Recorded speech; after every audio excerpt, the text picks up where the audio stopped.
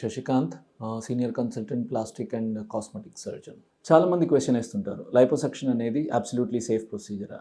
Yes, liposuction reasonably is a very safe procedure. And కాకపోతే కొన్ని precautions తీసుకోవాలి liposuction చేసే ముందు. Proper health conditions as smoking ఆపాలి, షుగర్స్ ఆరెల్స్ బ్లడ్ ప్రెషర్స్ ఇవన్నీ కంట్రోల్లో ఉండాలి. సో ఇలా ప్రికాషన్స్ తీసుకొని ప్రాపర్ ముందు సర్జరీ ముందు ప్రాపర్ ఎవాల్యుయేషన్ చేయించుకోవాలి, బ్లడ్ టెస్ట్ చేయించుకొని మీకు ఏదైనా వేరే కండిషన్స్ ఉంటే అవన్నీ ఫ్రాంక్గా మీరు ట్రీట్ చేసే ఎవరైతే ప్లాస్టిక్ సర్జన్ ఉంటారో వాళ్ళతో ప్రాపర్గా డిస్కస్ చేసి రీజనబుల్గా మిగతా డాక్టర్స్కి ఎవరికైనా లైక్ షుగర్ డాక్టర్కి కానీ ఆర్ బీపీ డాక్టర్కి కానీ వీళ్ళందరికీ చూపించుకొని రీజనబుల్గా కంట్రోల్ చేసుకొని అప్పుడు లైపోసెక్షన్కి వెళ్తే it is absolutely a safe procedure. మరి ఇట్స్ ఎ సేఫ్ ప్రొసీజర్ అంటున్నారు, బట్ దానికి కాంప్లికేషన్స్ అనేవి ఏమీ ఉండవా?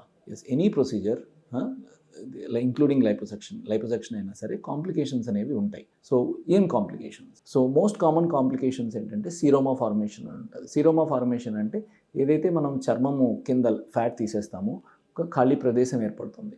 సో ఆ బాడీలో ఎక్కడైనా సరే ఖాళీ ప్రదేశం ఏర్పడినప్పుడు బాడీ టెండెన్సీ ఏంటంటే అందులో నీరు చేరుతుంది. సో దీన్నే సీరోమా ఫార్మేషన్ అంటారనమాట.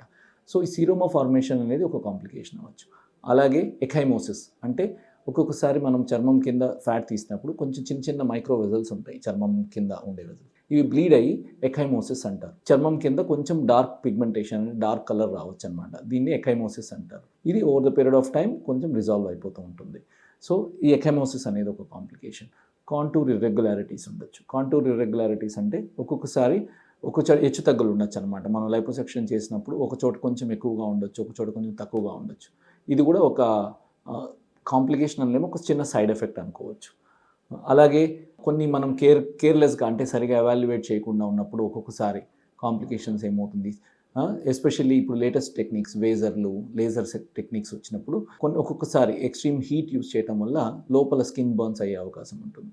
సో ఇవన్నీ జాగ్రత్తలు తీసుకోవడం వల్ల చాలా వరకు మనము ఈ కాంప్లికేషన్స్ని మనం ప్రివెంట్ చేయొచ్చు అన్నమాట.